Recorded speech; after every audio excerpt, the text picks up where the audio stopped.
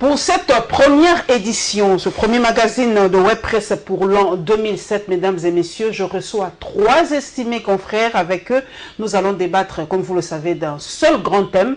Évidemment, aujourd'hui, c'est le 4 janvier, journée dédiée aux martyrs. Nous allons en parler, évidemment, mais la matière sera évidemment l'accord de la SENCO. Aujourd'hui, en tout cas, je suis avec Joël Cadet d'Impact News. Bonne année, Joël Cadet. Merveille, ma sœur, heureux de vous retrouver en 2017, l'année de votre élévation et où Dieu va vous faire asseoir sur le trône. Ah, vraiment. Et je serai à côté comme conseiller.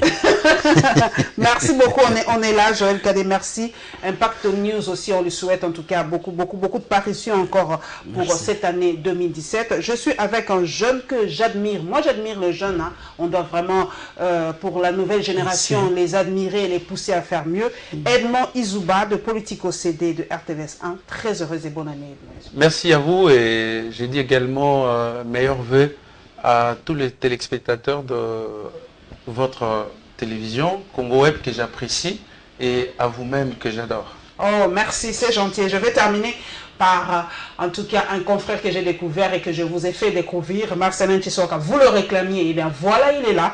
Marcelin Chisoka de Congo Web Télévision. Très heureuse en tout cas et bonne année. Je suis très content d'être associé à ces premiers numéros. Voilà, ça reste dans les annales. Hein. Vraiment, le premier numéro reste dans les annales. En tout cas, 2017, eh c'est l'année de tous les enjeux. Bonne année à vous, mesdames et messieurs, en tout cas, et merci encore de votre fidélité. Nous allons acheminer ensemble cette année.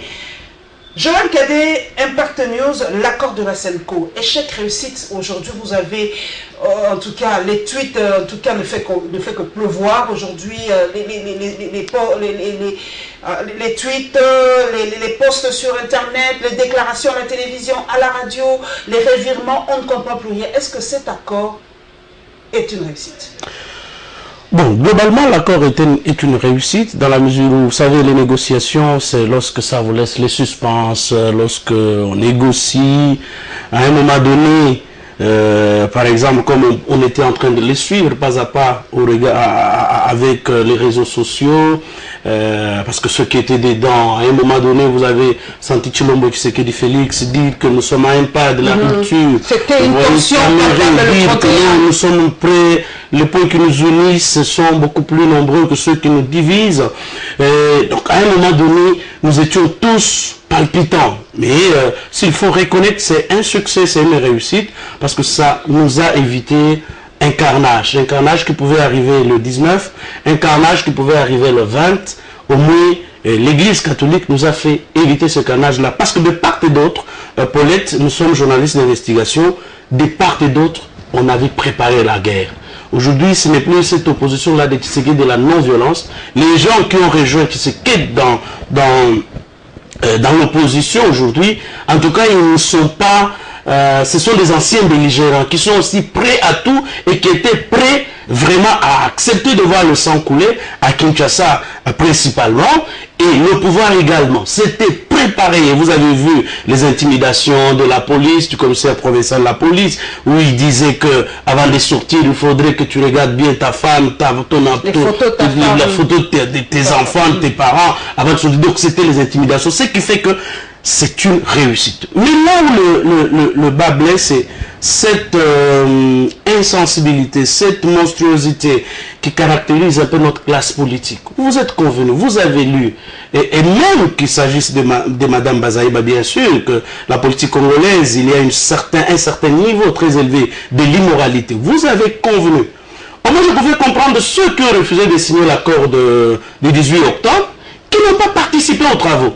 Vous avez travaillé, vous avez participé aux travaux. La plupart d'amendements, ce sont les gouttes de vos sueurs. On sent votre français, on sent les enjassements de foi. Ce sont vos idées. Vous arrivez à la fin, uniquement pour le poste, vous vous retirez parce que vous deviez jouer un rôle.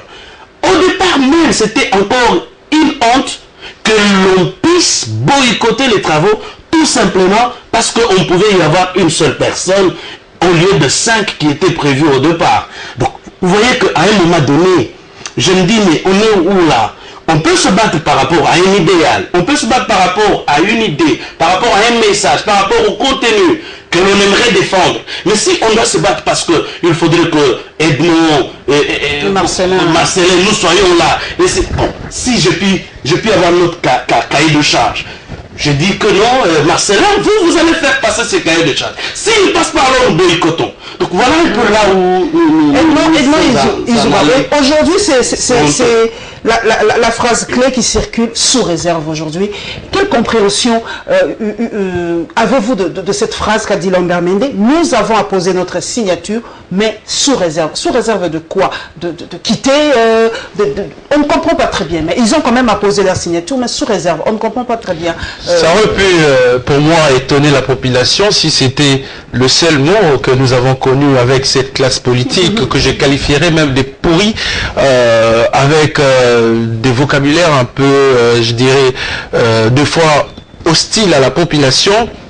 Quand nous avons connu à l'époque le préalable, nous avons connu aujourd'hui sous réserve, ça va changer, ça vient avec les temps, mais sous réserve, c'est également c'est que je peux dire un manque de responsabilité, parce que les gens qui ont eu à lire ont-ils signé cet accord simplement pour apaiser la tension? Parce que le 31, nous avons vu comment c'était, les gens étaient vraiment tendus, il y avait une tension palpable. Est-ce que les gens qui ont signé sous réserve, c'était simplement pour apaiser, pour que les gens puissent passer une bonne fête de... Moi, je vais vous étonner, j'ai lu l'accord intégralement avant de venir.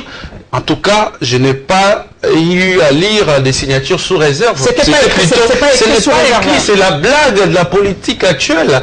Vous avez lu la communication hier du bureau politique de la majorité présidentielle. Il n'y avait pas le mot sous réserve. Les gens ont commenté ainsi de suite, mais le mot n'y existe pas et ne figure même pas dans le communiqué de la majorité présidentielle. Donc, ils sont là en train de vouloir zapper la bonne volonté des évêques catholiques, voire même de l'Église, les évêques qui ont souffert dans leur corps, âme et esprit. Ils ont même évité d'aller dans leur diocèse pour la fête de Saint-Sylvestre, pour des intérêts égoïstes des acteurs politiques, pour arriver à arracher la paix. Et voilà, à la fin, on nous sort des vocabulaires du genre sous réserve, et l'opposition, le rassemblement nous dira quoi?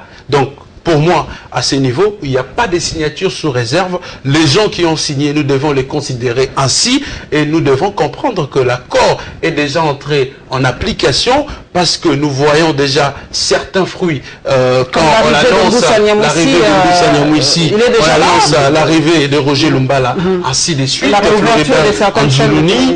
Canal Futur, ainsi de suite. C'est déjà l'application de l'accord. Peut-être ils sont dans un monde que la population ne comprend pas, mais le président de la République, je crois, comme il est garant du bon fonctionnement des institutions, il a déjà compris le fait qu'il ait déjà organisé la réunion du bureau politique pour contredire même certaines langues de la majorité présidentielle qui exigeait un troisième dialogue. C'est un geste fort de la part du président de la République, qu'il veut la paix et il veut appliquer cet accord dans son intégralité. Marcelin Tshisoka, Congo Télévision, nous avons suivi l'échange des propos entre le speaker de la Chambre basse et l'abbé Chollet. Il dit que nous, les propos qui ne respecteront pas, ou les accords ou les clauses qui ne respecteront pas la Constitution seront, en tout cas, seront pas appliqués. Et Chollet a rétorqué, mais vous avez lu ça, nous avons travaillé ensemble et vous ne savez pas que c'était ça. Il a dit que c'est grave, si on peut prononcer des mots comme ça.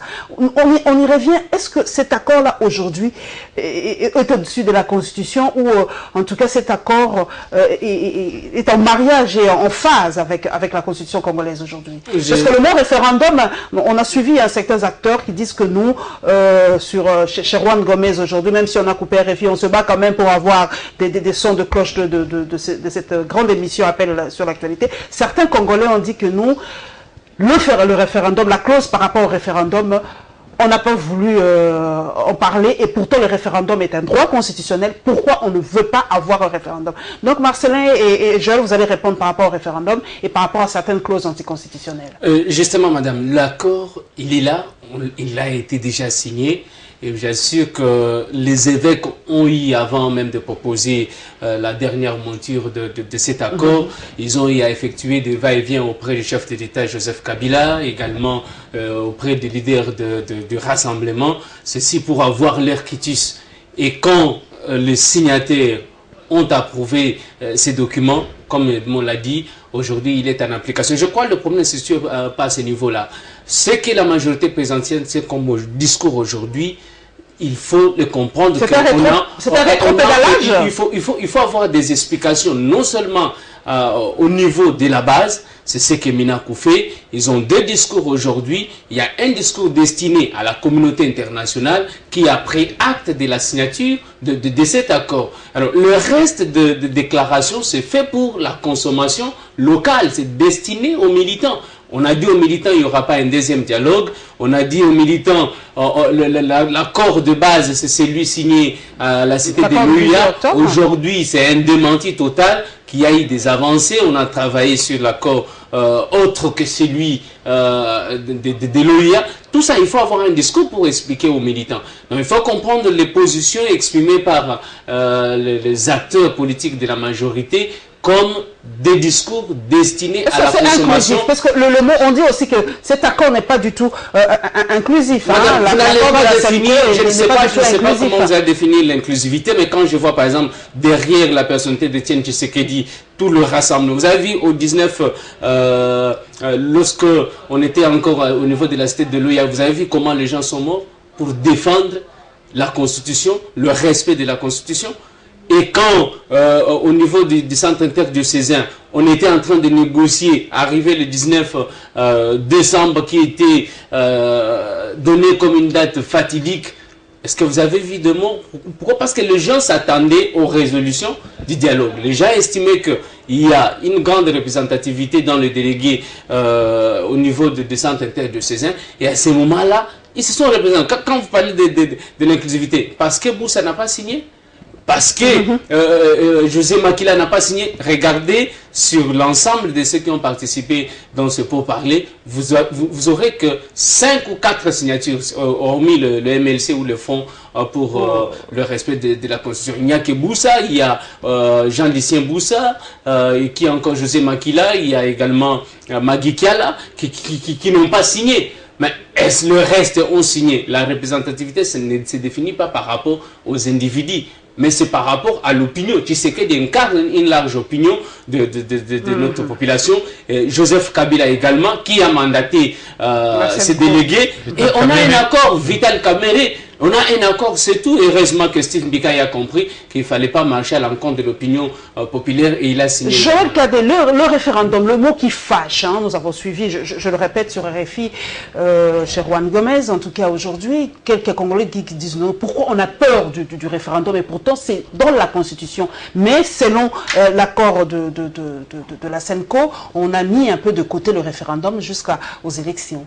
Non, le problème c'est parce qu'il y a un agenda caché, madame. L'agenda caché dans l'organisation d'un référendum qui est pourtant conforme à notre constitution, c'est lorsque ce référendum cache la volonté de maintenir le président de la République au pouvoir. C'est lorsque ce référendum vise la continuité du pouvoir alors que son mandat est terminé. J'ai suivi également le président de l'Assemblée nationale hier, lorsqu'il parlait, dans des propos qui frisaient pratiquement une arrogance, comme s'il n'y a pas eu le sang qui a coulé dans ce pays. Madame, laissez-moi juste 30 secondes pour rendre hommage aux jeunes gens qui sont tombés le 30 décembre 2013, les jeunes gens qui sont tombés le 15, le 19, le 15, le 12, le 19, le 20 janvier 2015 pour s'opposer au glissement, pour s'opposer au changement de la Constitution.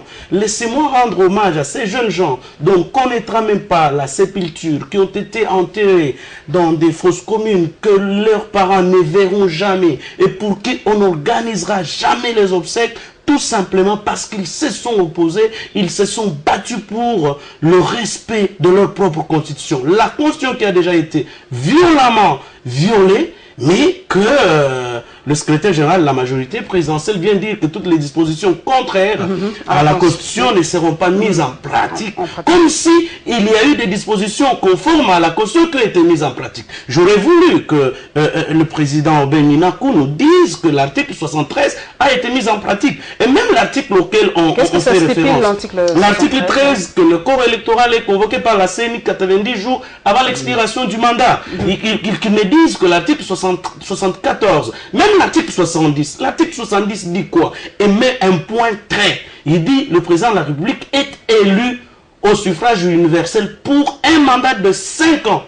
Une seule fois renouvelable. Les seuls là, c'est que dans la conception du législateur, il n'attendait pas qu'on perdure dans une situation d'irrégularité dans notre pays. Et d'ailleurs, les 10 jours. Mais vous comprenez que nos frères ont atteint un niveau où ils ne savent même pas lire la souffrance de la population. C'est comme s'ils ont besoin encore que le sang coule. Le référendum, on ne refuse pas. Mais lorsque ces référendums cachent cette idée à la base de Kabila Nam Totondioté, Kabila Posa Nonano Isilité, c'est là où ça blesse, c'est là où ça dièse. Et pourtant, moi Mais il n'a pas été reconduit, hein, le concepteur de cette initiative n'a pas été reconduit dans... Non, c'est justement pour vous dire, c'est là où je rejoins mon estimé confrère Edmond, lorsqu'il a rendu hommage au président de la République, qui a contredit sur toute la ligne sa majorité présidentielle. Vous vous rappellerez lorsque, avant que le dialogue ne soit convoqué, les contacts directs ne soient convoqués, la majorité présidentielle ici, par la bouche même du porte-parole de la majorité de la majorité présidentielle, tout comme le porte-parole du gouvernement, avait constaté l'échec de la CENCO et en conséquence, c'était un vendredi, avait demandé que le chef de l'État mette en place le plus vite possible le gouvernement Badibanga. Le chef de l'État ne les a pas suivis.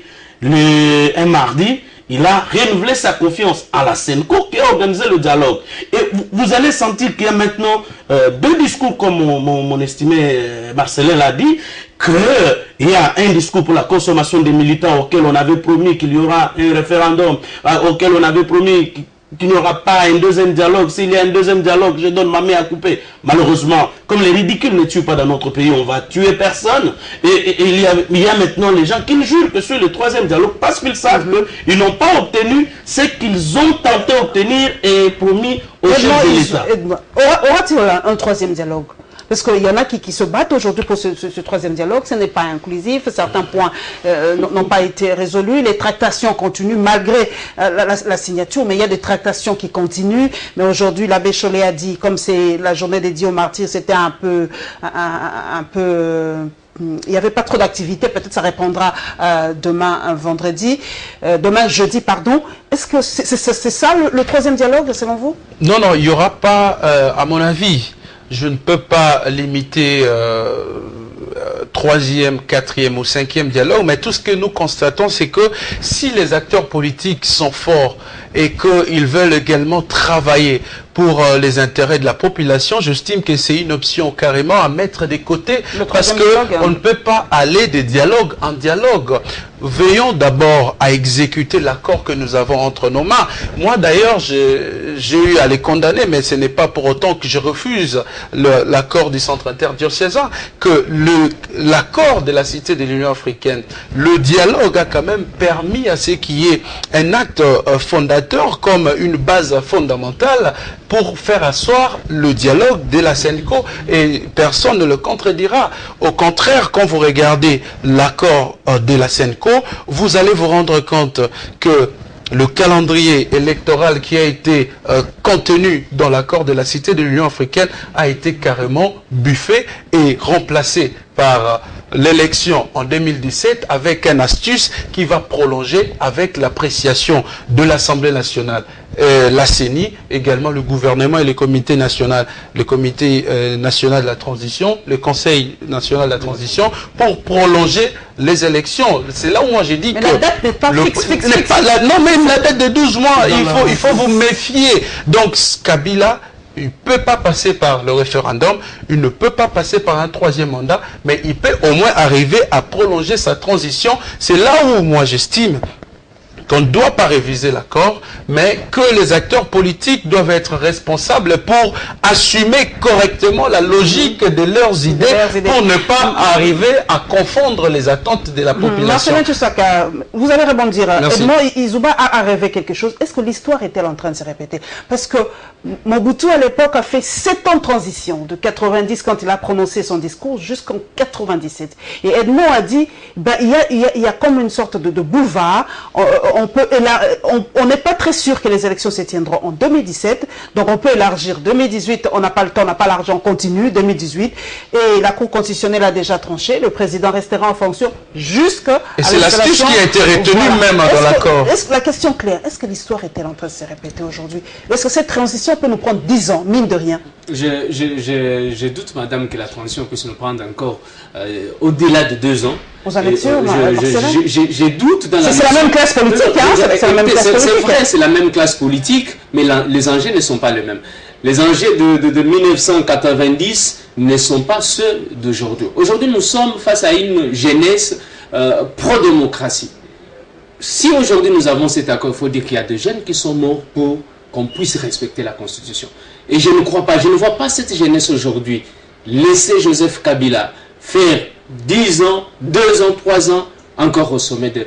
Non, mais si on lui sert des béquilles, c'est vrai. Dans cet accord, ce qu'il faut comprendre aujourd'hui, la date n'est pas fixe. La date n'est pas fixe. Ça paraît un peu comme l'arrangement de Ibiza. On a dit que c'est Ibiza bis d'ailleurs, selon sa opinion. On peut les croire. Mais madame, aujourd'hui, Etienne Tshisekedi, tout comme l'ensemble des rassemblements, vous savez qu'il y a certaines personnes, notamment Moïse Katumbi, qui attendent rien que l'élection présidentielle. Il y a des candidats déjà autoproclamés comme candidat président de la République. Je ne vois pas Vital Kamerhe accorder encore 2 ans à Joseph Kabila. Même si il est Premier ministre? Je ne vois pas comment il sera Premier ministre parce que le Premier ministre sera issu des rassemblements. Je crois qu'au-delà de ça, c'est qu'il faut plutôt éviter, il faut plutôt se battre pour l'application de cet accord. C'est ce qui est important aujourd'hui. Dire ou commencer à spéculer, on peut aller au-delà,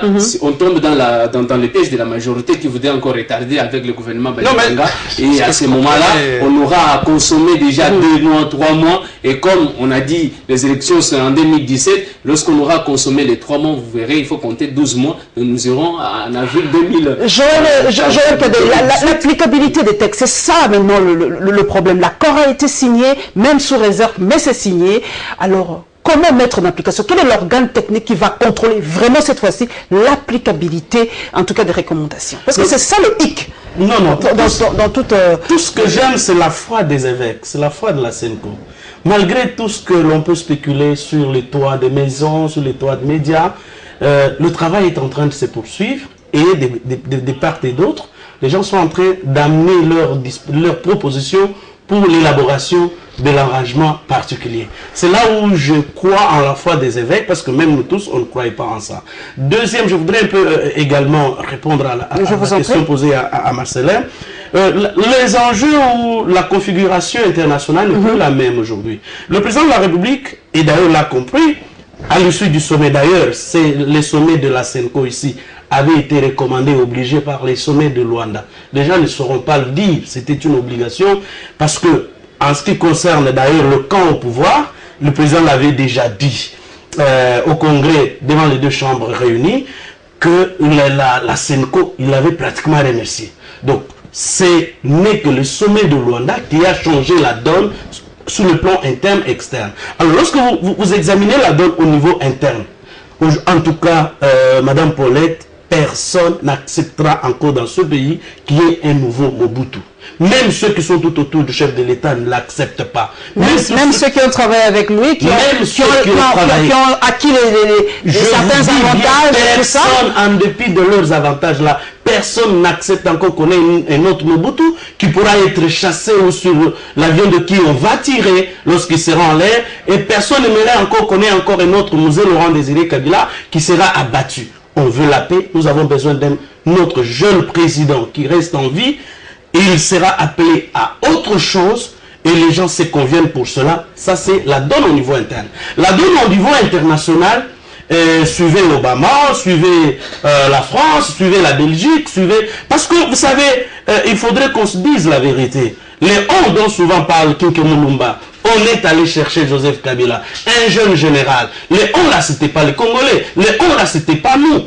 Mais c'est les on là qui ne veulent plus d'une prolongation à des 8 ans de Joseph Kabila au pouvoir. Donc, ces deux configurations, tant au niveau interne qu'international, ne permettront pas qu'il y ait une longue prolongation, une longue transition comme nous l'avons connu. Mais je crois que Izouba n'y croit pas trop. Il voit je suis logique et je reste complètement dans la configuration de la classe politique actuelle. Exactement. Admettons que Etienne Tshisekedi nomme un Premier ministre. Moi, j'aurais d'ailleurs préféré que le nom du Premier ministre puisse être inscrit dans l'accord intégralement, parce que le gens du pouvoir risque encore de jouer avec le Premier ministre du Rassemblement pour les contrer avec l'organe de contrôle qui est donc le Conseil national de suivi de l'accord, et Kabila va prendre encore une suprématie sur tous les membres de ces gouvernements. C'est tout ce qu'on craint. Est-ce que les intentions de vouloir nuire à la volonté de la population ne persistent pas encore dans le chef de la majorité? Il faut le vérifier. Alors, quand vous me dites que vous aviez suivi Aubin Minakou en train de s'argumenter avec une arrogance terrible, c'est la preuve en suffisance que des germes de complications persistent encore. Est-ce que cette, je dirais, cette balle ou cette paix accordée favorablement pour ces temps nous permettra d'arriver à faire respecter aux membres de la majorité la Constitution telle qu'il est écrit? Et puis moi je crains, parce que la Constitution, ils n'ont pas eu à l'appliquer, la Constitution qui est d'ailleurs contraignante, ils n'ont pas eu à le respecter. Est-ce qu'ils arriveront à respecter l'accord? Peut-être avec les épreuves de force, les membres du Rassemblement, mais nous allons aussi vérifier quand est-ce qu'ils vont goûter du miel avec ces régimes, quand est-ce qu'ils seront ivres du lait, est-ce qu'ils serviront encore la population avec une économie déjà asphyxiée, des entreprises minières en train de fermer. Comment est-ce que le Rassemblement peut arriver à renverser la vapeur et relever cette économie en faiblesse? Et il y a aussi le problème des financements des élections. D'où proviendra de l'argent avec 4 milliards de dollars comme budget national? Comment bouger la machine avec un gouvernement pléthorique, avec des organes, des institutions que le Rassemblement est en train d'exiger, qui du reste éléphantisque? Comment arriver à satisfaire les intérêts des acteurs politiques, des élections et de la population? Malheureusement, je rebondis. Izouba relève des points assez importants. C'est la composition du nouveau gouvernement. Nous avons suivi le gouvernement de Sami Badibanga qui a été, en tout cas, vraiment, c'était éléphantex, 68 membres. Et on en a parlé aujourd'hui, on sait qu'il y aura probablement un autre Premier ministre. Est-ce qu'aura-t-il encore 68 ministres pour satisfaire tout le monde? Mitakura l'a déjà dit, lui ne quittera pas son poste de ministre vraiment avec le Parlement. Alors, il y a déjà la guerre. Il y a déjà la guerre avec le CESAC. On dit on doit déjà bouger le CESAC, la CENI et tout ça, mais le CESAC aussi dit niet. C'est pas au Rassemblement ou à cette commission de faire bouger les choses. Alors, pour vous, Marcelin Tshisaka, quel sera vraiment le travail pour ce gouvernement? Réussira-t-il à organiser les élections dans le temps et dans le temps? Madame, s'il y a la volonté, on peut tout organiser. On peut organiser les élections en 2018. C'est question de volonté politique. Il n'y a pas la communauté internationale qui attendait cet accord pour pouvoir financer les élections. Je crois qu'avec l'appui de la communauté internationale, nous pouvons en interne, avec nos moyens, organiser les élections en 2017. Quelles élections? Ce sera les présidentielles, les législatives et provinciales. On peut les organiser en 2017 s'il y a la volonté politique. Le problème, c'est qu'au niveau de la majorité, il n'y avait pas cette politique, cette volonté de pouvoir organiser les élections. On a profité du pourrissement de la situation pour éterniser Joseph Kabila au pouvoir. Ce qui aujourd'hui a été bloqué, il me semble, dans l'accord. On ne pourra pas briguer un troisième mandat, on ne pourra pas modifier la Constitution, ni pas passer par le référendum. Mais je voudrais placer un mot par rapport à la conformité de l'accord par rapport à la Cour, disons, à la Constitution. Quand on a eu l'accord au niveau de la Cité de l'Union africaine, on n'a pas eu le temps de pouvoir vérifier la conformité de cet accord. Pourquoi aujourd'hui la majorité doit penser qu'il faille vérifier la conformité? Toutes ce sont des manœuvres, madame, je vous assure, on va appliquer cet accord. Il faut voir, il y a eu des enjeux qui ont été négociés à haut niveau, et ça c'est au niveau même du président de la République, qui a dit accepter qu'on puisse signer cet accord. Il fallait être au niveau du centre interdiocésain les 2 ou 3, 4 derniers jours pour voir des va-et-vient des délégués de la majorité pour comprendre comment ça c'est l'enjeu même de ces pourparlers. J'estime qu'on aura appliqué l'accord. Nous aurons des élections. Il y a un comité, un conseil national de suivi de la transition. Tout ça c'est pour permettre, c'est pour mettre des gages, permettre, voir comment on va passer cette période de transition. Ça pourra faire... Parce que l'ivresse du lait, comme l'a dit Edmond Izouba, quand ils vont goûter à l'ivresse du lait, le pouvoir, les avantages... Est-ce qu'ils vont travailler dans le même état d'esprit? Aujourd'hui, ils sont combattants parce qu'ils n'ont pas les avantages de pouvoir. La configuration internationale et même au niveau national n'est pas la même.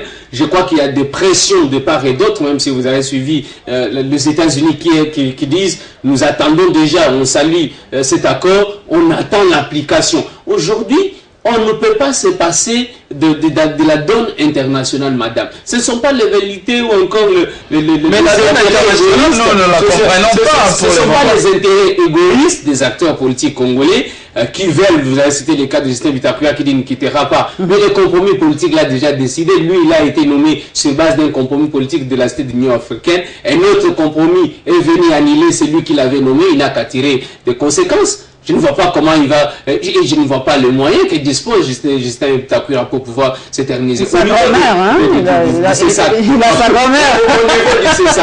C'est ça, c'est une institution d'appui à la démocratie.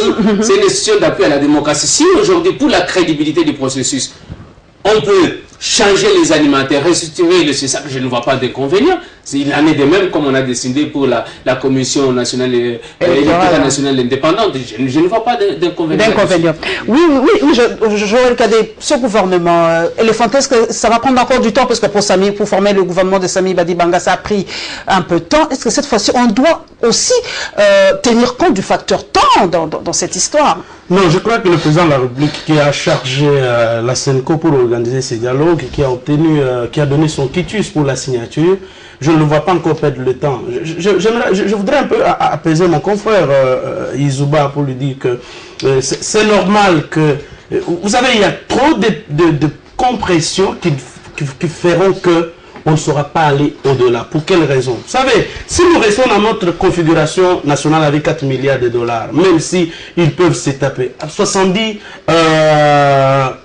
membres du gouvernement, mettons leurs cabinets qui seront également presque pléthoriques. Parce qu'il faudrait qu'on satisfasse quelques membres de partis politiques.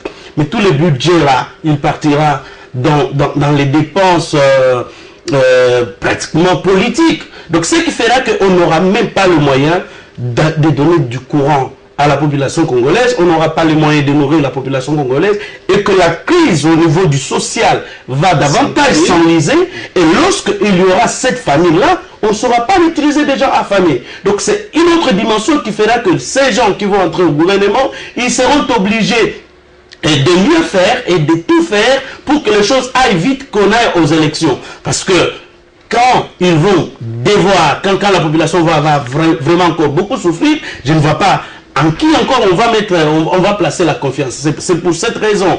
Et ils sont obligés de respecter le chronogramme qu'ils vont adopter dans le cadre de l'arrangement particulier, comme Vital Kamerhe l'a dit. Ils seront obligés de respecter le temps tel qu'ils vont se le faire accorder, parce que c'est conformément au respect qu'ils accorderont à cet accord que la communauté internationale pourra nous venir au secours pour organiser les élections. Parce que nous n'en avons pas le moyen. Et pendant ce temps, je vous dis, quand la communauté internationale ne vous porte plus dans son cœur, vous pouvez dire elle est laquelle, mais en tout cas, on va continuer à nous faire, on va nous brandir tous les scandales de tous ceux qui ont eu à gérer jusqu'à aujourd'hui. Et pendant ce temps, cette pression-là, je ne vois pas les gens capables de supporter qu'on dise qu'ils sont voleurs, qu'ils ont 300 autant d'entreprises, qu'ils ont... Donc il y aura toujours des révélations et révélations pour davantage nous réduire à néant. Et en conséquence, je confiance au président Joseph Kabila, qu'il fera en sorte que les choses se passent bien et les négociations également en coulisses dont nous ne pouvons pas mettre Primature, notre conseil à la référence plus nous dit qui sont les probables candidats. Voici quelques potentiels primaturables: Valentin Mubake, Félix Tshisekedi, Matungulu, Mbuyamba, Maître Mukendi. Je sais que nous sommes journalistes, nous avons aussi nos préférences, mais soyons objectifs. Qui peut cette fois-ci vraiment, selon vous, prendre la tête de ce gouvernement comme mission d'organiser les élections en 2017? Bon, moi je vois, il faut qu'il y ait aussi... S'il n'y a pas de normes, mais donner quand même des critères. Des critères, oui, mais il faut favoriser d'abord la compétence, qu'on ait quand même un acteur politique compétent à ces postes, qui a eu déjà à travailler et qui n'aura pas peur de quoi que ce soit et qui... Et de qui que ce soit. De qui que ce soit, et que c'est quelqu'un qui soit aussi fort dans la gestion de la chose publique, quelqu'un qui ait déjà à gérer quelque part.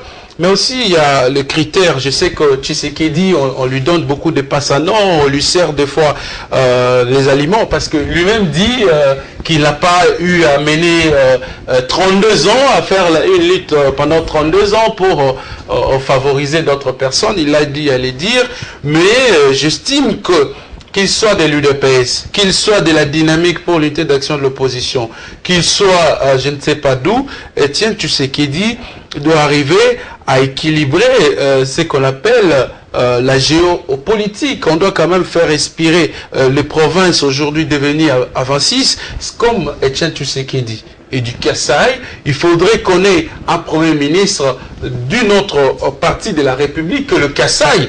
Parce que si vous me parlez de Félix Tshisekedi, il loge le même coin que son père.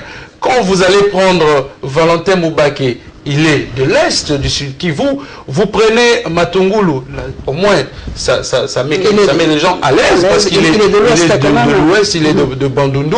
Maître Mukendi, il est du Kasaï, il n'en parlons même pas. Donc, j'estime... La donne géopolitique doit jouer. Etienne Tshisekedi occupe, comme ils ont refusé au MLC, le pouvoir de gérer la primature, ni de prendre le Conseil national de la transition, parce qu'ils sont du rassemblement, du moins que le rassemblement respecte la géopolitique.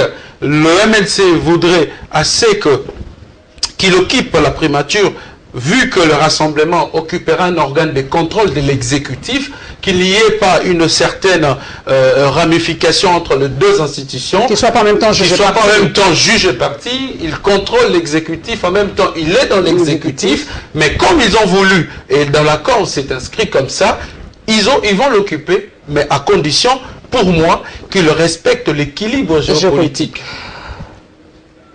Marcelin, l'équilibre géopolitique, on a des noms, mais c'est vrai que ça doit jouer. Valentin Mubake de l'Est, donc normalement, peut-être ça passe pas comme il a si bien dit Edmond Izuba. Félix Tshisekedi, même coin que son père, ça peut peut-être froisser un peu. Mbuyamba, Matungulu, Maître Mukendi, mais dans le lot, je crois que c'est le nom de Freddy Matungulu qui ressort un peu. Il a peut-être les critères aujourd'hui pour briguer cette primature, parce qu'on a besoin d'un homme de poigne, comme a dit Izuba, d'un homme qui a déjà eu à exercer des postes dans ce pays, qui a un carnet d'adresses, qui a déjà eu à gérer les finances, les chiffres, qui sait un peu. Est-ce que il nous faut un homme comme ça pour, en tout cas, gérer cette primature de tous les enjeux, hein, parce qu'il y a l'organisation des élections à la fin. J'étais en train de m'imaginer, notamment pour les cas de... mais les femmes, en tout cas, j'en vois pas. Peut-être F. Bazaïba, mais bon, elle est du LLC. Les cas de Mubake, comme Félix Tshisekedi, j'étais en train de me dire, est-ce qu'ils ne vont pas céder? Parce que là, l'AR est une plateforme aussi très engagée au niveau du rassemblement, et que l'UDPS a déjà la présidence du Conseil national de suivi de la transition. Ça peut se jouer également au sein du rassemblement pour donner à d'autres regroupements politiques peut-être la primature. Et là, ça peut jouer en faveur, comme on l'a dit, de Freddy Matungulu, parce que quand il y a de la dynamique, ou encore Denis Sanga, pourquoi pas, qui est de la pour la République. Pour la République, ça peut jouer. Donc tout ça joue. Ça peut jouer, mais je suis en train de voir cette configuration-là. Il n'y a pas de femmes. Vous ne voyez pas de femmes. Ça me froisse un peu. Il n'y a pas de femmes, en tout cas, pour ce poste de premier ministre. Non, moi je pense que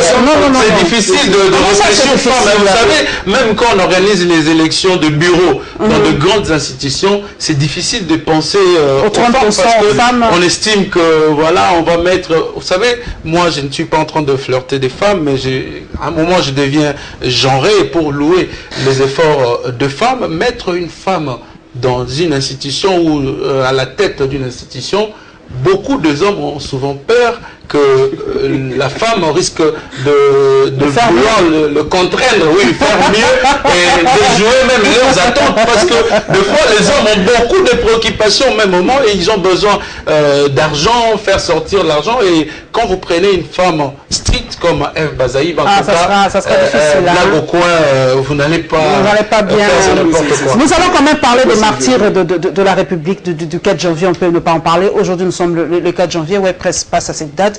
Les martyrs, aujourd'hui vous avez suivi la BACO qui se bat en tout cas pour qu'il y ait une stèle, un monument pour les martyrs, parce que ce sont quand même grâce à eux que nous avons pu avoir l'indépendance. Il y a bien eu d'autres martyrs, hein, mais peut-être qu'on n'en tient pas compte, mais il nous faut vraiment des stèles, des monuments pour honorer nos martyrs. Tout à fait, madame. Mais qu'on demande de placer justement aux noms qui ont été cités. En tout cas, si on a besoin d'une gestion saine, d'un carnet d'adresse, en tout cas le nom de Matongolo passerait par rapport à son expérience. Mais Moubake passerait aussi parce qu'au moins si on a besoin de quelqu'un qui peut faire face vraiment à la Kabylie, on aura besoin de quelqu'un de dur, de radical comme Moubake. Mais ça aura comme inconvénient une cohabitation conflictuelle. Également avec Félix Tshisekedi, ça passerait, mais vous n'avez pas parlé également de KTB Katoto, qui peut également faire du bon travail, qui peut nous faciliter la tâche pour également... parce que ce qu'il faudrait viser, ce n'est pas tout simplement la gestion de la transition, mais obtenir aussi la cohésion nationale. La société congolaise est vraiment déconfigurée et fissurée à fond. Alors je crois qu'on aura besoin. Mais les autres qui opposent, notamment mes frères du Bas-Congo, parce qu'on n'en a pas parlé. On n'a jamais eu un premier ministre du Bas-Congo. Jean-Claude Vemba qui a Kiziki, oui. On n'a jamais eu, d'ailleurs, on m'a soufflé à l'oreille qu'on n'a jamais eu de premier ministre du Congo central. Oui, c'est une discrimination sociale. Parce que quand on parle des familles et les autres, on oppose qu'il y a quelqu'un de Bamou qui dirige déjà une grande institution, l'Assemblée nationale, et que ça pourrait poser problème. Donc, comme on tient à la géopolitique, c'est pourquoi moi j'aimerais que tous ces critères, on les mette vraiment au froid. On a besoin d'une posture, d'un profil de quelqu'un qui pourra non seulement réussir à unir tout le monde, mais également à ramener la communauté internationale vers nous. Alors, si nous parler des martyrs, oui, j'en ai parlé déjà. En 1959, le 4, la Belgique ne voulait pas nous accorder l'indépendance. En tout cas, c'est l'histoire qui est en train de se répéter. Donc, comme ça s'est également passé en 1908, lorsqu'il fallait que Léopold puisse céder la colonie, étant entendu qu'il y avait eu des exactions, des massacres, beaucoup de mutilations. Il a refusé. Pour lui, il croyait qu'il régnera toujours. Mais les révélations par la presse, c'est là où j'ai toujours appelé les journalistes à connaître les rôles joués par un journaliste dans ce pays. L'occupation, la colonisation de ce pays a été une œuvre d'un journaliste. Notre cession à la Belgique a été l'œuvre d'un journaliste, des journalistes anglais. Et la décolonisation, l'indépendance de ce pays a été l'œuvre d'un journaliste. La Renaissance, le premier président de ce pays a été un journaliste. Donc, ne pas connaître les rôles qu'un journaliste doit jouer. Même la démocratisation, ça a été un journaliste. Et tout, ça a été un journaliste. Alors, on arrive en 1969, on nous refuse, c'est lors des matchs de foot, 59, vous l'avez dit, merci, mais une occasion, une circonstance fortuite a bousculé la Belgique. C'est là où je dis que nos politiciens n'attendent pas des occasions comme celle-là. Parce que ce pays appartient à Dieu. Et ce pays ne nous appartient pas tout simplement à nous les Congolais. Et d'ailleurs, je n'ai jamais vu un seul instant où la RDC a appartenu aux Congolais. C'est un patrimoine mondial. Et en conséquence, Dieu a un œil particulier sur ce pays. Et en conséquence, il faudrait qu'il pense que tout en résistant, il pourrait y avoir encore une situation comme celle du 4 janvier. Ce que je ne souhaite pas, parce qu'il faudrait quand même qu'il y ait une succession, une transition pacifique dans ce pays. C'est-à-dire une passation civilisée du pouvoir qui est au moins une remise et reprise dans ce pays. Vraiment, nous sommes vraiment une poussière de seconde par rapport au bâtiment de... C'est que les gens doivent retenir le mois de janvier. Moi, je l'appelle tout un mois. Vous parlez de 4 janvier. On les surnomme souvent le mois de nationalistes parce que vous avez eu le martyr qui avait je dirais, les sentiments élevés de leur nation de défendre l'intégrité du territoire national quand ils avaient marre de l'imposition de Belges, pour ne pas parler du chauvinisme. Vous avez Lumumba qui sera tué pratiquement le 17 janvier. Vous avez Mosé Laurent Désiré Kabila qui sera tué également au mois de janvier. Donc, le mois de janvier, pour moi, doit interpeller tous les acteurs politiques. Vraiment, moi, je regrette quand je vois comment les acteurs politiques jouent avec les leaders, surtout, ils jouent avec leurs militants. Ça me fait mal au cœur. Au lieu de les enseigner, de vouloir les encadrer et leur expliquer l'histoire de notre pays. Comment le pays ici a été politisé et comment le pays a arraché son indépendance. Tout a commencé à partir de martyrs. Vraiment, nous sommes vraiment là-bas. En saluant la mémoire de deux martyrs, je salue le geste d'aujourd'hui posé par la ministre de la Jeunesse et Initiation à la Nouvelle Citoyenneté. Magui Kiala. La pierre pour la construction de la stèle pour la paix à l'IMCA, l'IMCA qui est aujourd'hui lié même à cette date, de 4 janvier 1959. Merci Marcelin Chisoka, en tout cas de Congo Web Télévision. Merci Edmond Izouba, Politico CD et RTVS 1. Merci Joël Kadé, Impact News. Merci à vous tous, en tout cas mes followers sur les réseaux sociaux. Merci à tous les journalistes et en tout cas, je profite de l'occasion pour vous souhaiter une très très bonne année et particulièrement aux journalistes en action. En tout cas, soyez en action parce que cette année, ça va chauffer. Voilà, Joël Kadé a dit, des fois nous oublions le rôle que nous, journalistes, nous avons à jouer dans ce pays. Nous avons un très grand rôle à jouer en République démocratique du Congo. Voilà, mesdames et messieurs, nous nous retrouvons avec le même plaisir le mercredi prochain. Inch'Allah.